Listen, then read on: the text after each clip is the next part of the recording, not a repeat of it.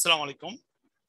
আমি মোহাম্মদ শাকির রহমান, প্রভাষক, হিসাব বিজ্ঞান বিভাগ, হাজী মিসির আলী বিশ্ববিদ্যালয় কলেজ। আজকের আমাদের অনলাইন ক্লাসের সাবজেক্ট হচ্ছে অ্যাকাউন্টিং, উচ্চ মাধ্যমিক হিসাব বিজ্ঞান প্রথম পত্র।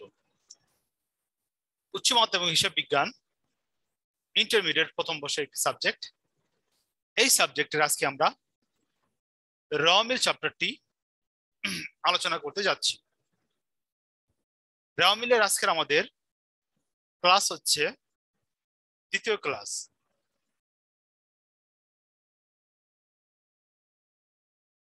আজকে হচ্ছে আমাদের র মিলের দ্বিতীয় ক্লাস।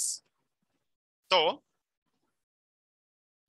আমরা একটু বুঝি, পূর্বের ক্লাসে আমরা আলোচনা করেছিলাম র মিল কি, র মিল কি, র মিলের সুবিধা অসুবিধা, গুরুত্ব, র মিলের ফরম্যাট এবং কিছু কতিপয় আইটেম নিয়ে আমরা আলোচনা করেছিলাম। তো আমরা লাস্ট আলোচনা করেছিলাম সমাপনী মজুত পণ্য র মিলে অন্তর্ভুক্ত হবে যদি সমন্বিত ক্রয় থাকে। যদি সমন্বিত ক্রয় থাকে তখন প্রারম্ভিক মজুত পণ্য র মিলে অন্তর্ভুক্ত হবে না। তখন প্রারম্ভিক মজুত পণ্য র মিলে অন্তর্ভুক্ত হবে না। তো হবে না। প্রারম্ভিক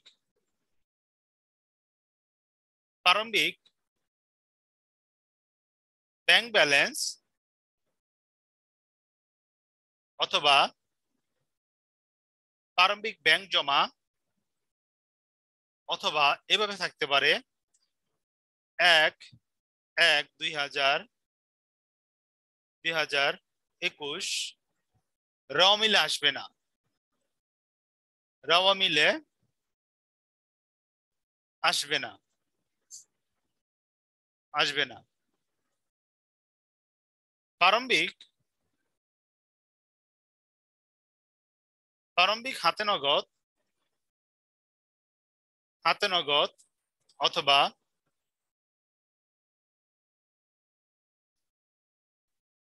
নগদ অথবা 1/1/21 থাকলে র মিলে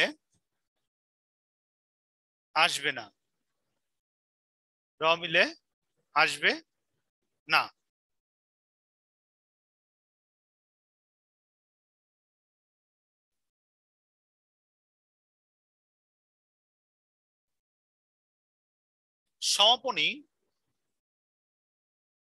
সমাপনী মণিহারি র মিলে আসবে না, আসবে না। র মিলে আসবে না।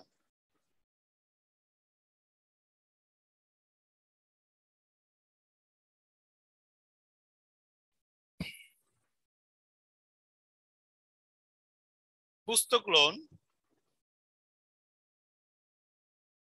বিক্রয় খতিয়ানের জের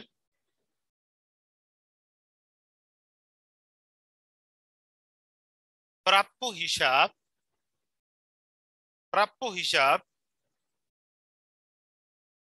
হিসাব বলতে দেনাদারকে বোঝায়। তো দেনাদার কি? র মিলের ডেবিট দিকে যায়, এটা আমরা জানি। কারণ কি? র মিল কি? সম্পদ। কারণ কি? র মিল কি? সম্পদ।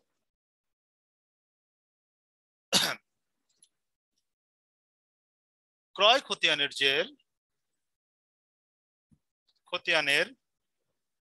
জের প্রদেয়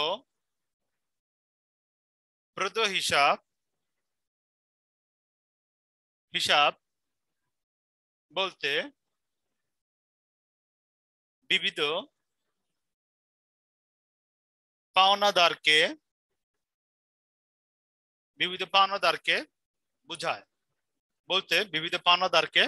বুঝায়। তো আমরা জানি বিবিধ পাওনাদার হচ্ছে দায়। তো দায় কোথায় যাব? র মিলের ক্রেডিট পাশে চলে যাব দায়। বাট্টা কমিশন, বাট্টা কমিশন, ভাড়া, সুদ, অর্থাৎ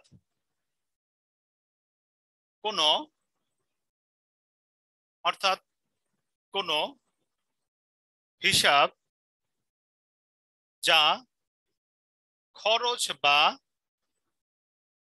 আয় হতে পারে, কোনো কিছু উল্লেখ করা না থাকলে, উল্লেখ করা না থাকলে তা উল্লেখ করা না থাকলে তা খরচ হিসাবে ধরতে হবে, খরচ হিসাবে ধরতে হবে।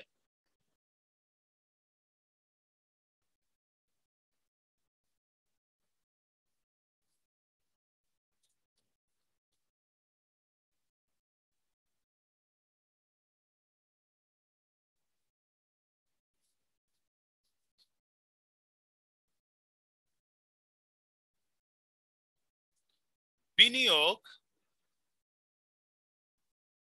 বিনিয়োগ,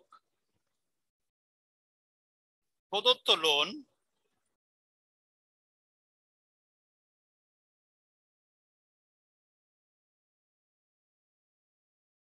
ডাকঘর সঞ্চয়পত্র, ডাকঘর সঞ্চয়পত্র, প্রতিরক্ষা সঞ্চয়পত্র, সঞ্চয়পত্র,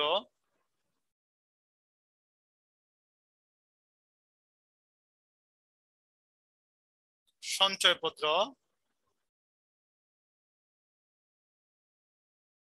10% বিনিয়োগ,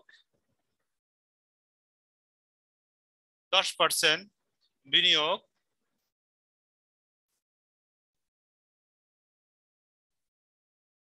স্বল্প মেয়াদী বিনিয়োগ,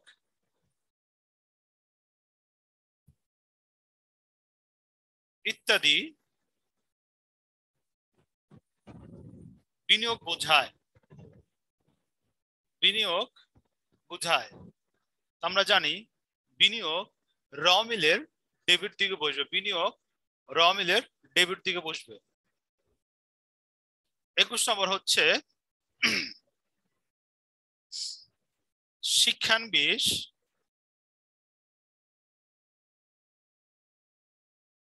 ভাতা র মিলের ডেবিট, শিক্ষানবিশ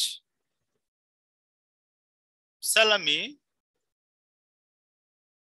র মিলের ক্রেডিট,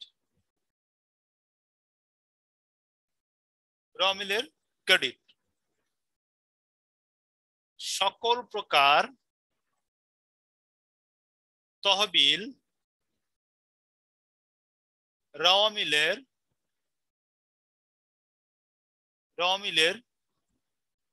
ক্রেডিট হবে, সকল প্রকার তহবিল র মিলের ক্রেডিট হবে।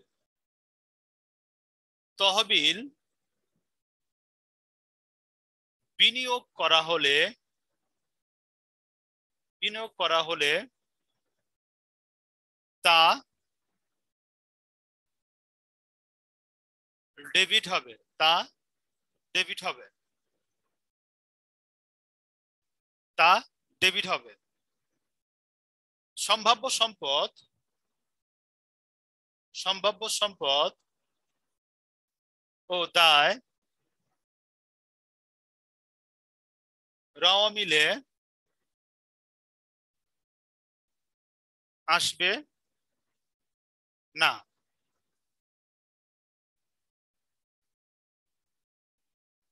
পাওনা মানে দেনাদার, দেনাদার র মিলের ডেবিট। দেনা মানে পাওনাদার র মিলের ক্রেডিট, দেনা মানে পাওনাদার, র মিলের ক্রেডিট, দেনা মানে পাওনাদার, র মিলের ক্রেডিট।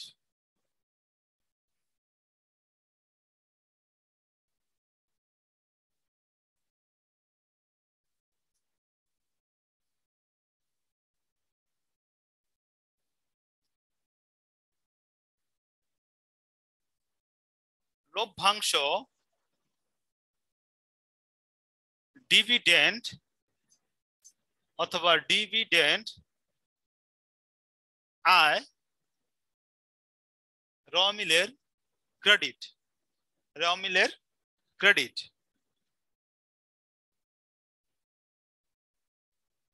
কপিরাইট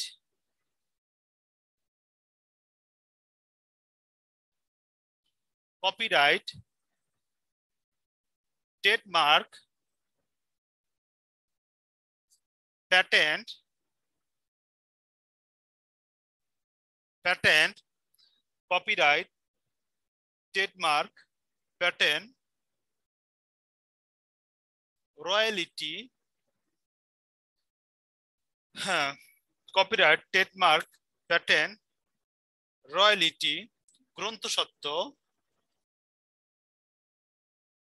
গ্রন্থস্বত্ব যেহেতু এগুলো সম্পত্তি সেজন্য এগুলা র মিলের ডেবিট, সেজন্য এগুলা র মিলের ডেবিট।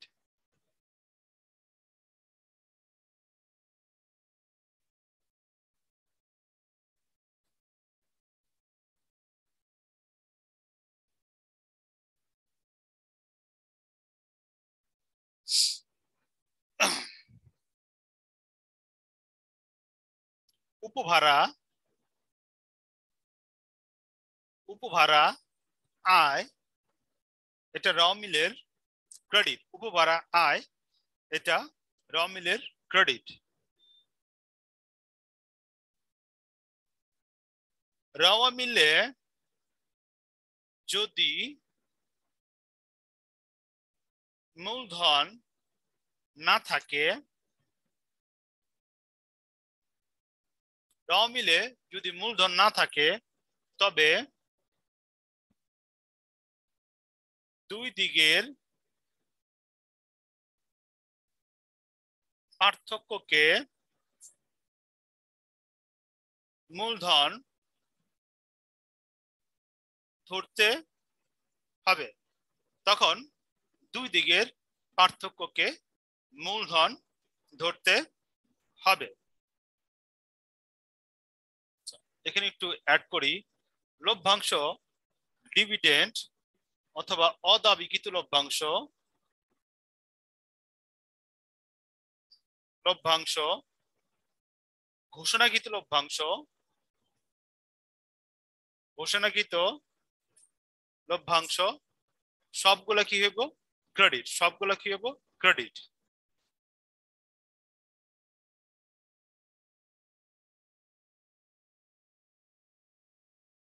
র মিলের যদি ডেবিট দিকে এবং ক্রেডিট দিকে সকল প্রকার র মিলের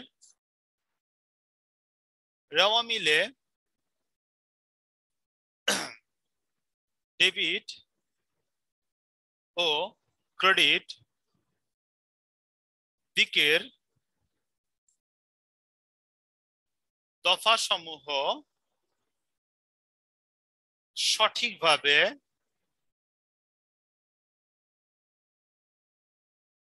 পোস্টিং করার পর যদি রেওয়া মিলে গড় মিল হয় তখন সাময়িকভাবে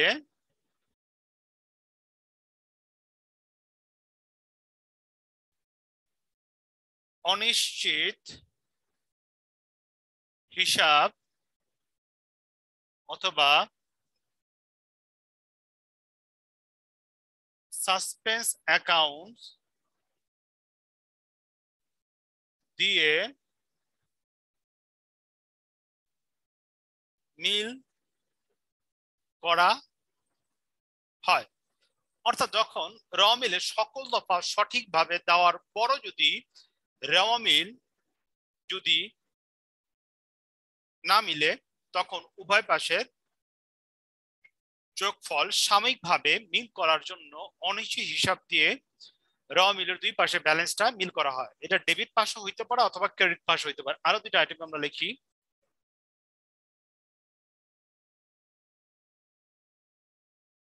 উত্তোলনের সুদ খরচ ডেবিট, সরি উত্তোলনের সুদ ক্রেডিট, মূলধনের সুদ ডেবিট, মূলধনের সুদ ডেবিট, মূলধনের সুদ ডেবিট। তো আমরা মোটামুটি র মিলের মেজরিটি দফাগুলা আলোচনা করলাম। এখন আমরা আমাদের পরবর্তী কোশ্চেনে চলে যেতেছি। র মিলে যে সমস্ত দফা অন্তর্ভুক্ত হইব না, এগুলো আমরা এখানে আলোচনা করছি। জাস্ট এখানে আবার একটু রিভিউ করতেছি। সমপরিমজুত পণ্য র মিলে অন্তর্ভুক্ত হইব না যদি সমন্বিত ক্রয় দেওয়া থাকে, তখন সমপরিমজুত পণ্য র মিলে অন্তর্ভুক্ত হইব। প্রারম্ভিক নগদ তহবিল বা নগদ জমা র মিলে অন্তর্ভুক্ত হইব না। প্রারম্ভিক ব্যাংক জমার উদ্ধৃত বা ব্যাংক জমা র মিলে অন্তর্ভুক্ত হইব না। সমাপনী মজুত পণ্য র মিলে অন্তর্ভুক্ত হইব না। সম্ভাব্য দায় র মিলে অন্তর্ভুক্ত হইব না। সম্ভাব্য সম্পদ র মিলে অন্তর্ভুক্ত হইব না। এখন আমরা আলোচনা করব আমাদের পরবর্তী কোশ্চেন। কোন কোন ভুল র মিলে ধরা পড়ে না? প্রথম হচ্ছে বাদ পড়ার ভুল। যদি কোনো লেনদেন আমরা হিসাবভুক্ত করা থেকে বাদ পড়ে যায়, তখন র মিলে গরমিল হয়ে থাকে, তখন র মিলে গরমিল হয়ে থাকে,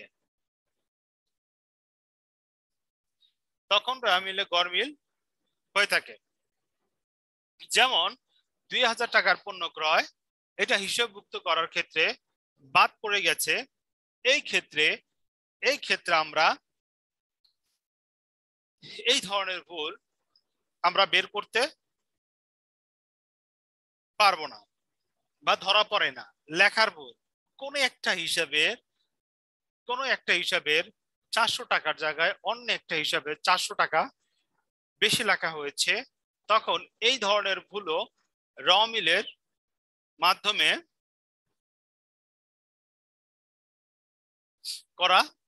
বের করা যায় না বা ধরা পড়ে না। তারপর হচ্ছে পরিপূরক ভুল। যেমন পরিপূরক ভুল, কোন একটি সমজাতীয় হিসাবে মনে করি কোন একটি খরচ 450 টাকা কম লেখা হয়েছে, কিন্তু পক্ষান্তরে আরেকটি খরচ 450 টাকা বেশি লেখা হয়েছে।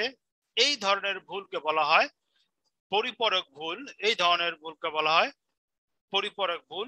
পরিপূরক ভুলও র মিলে ধরা পড়ে না।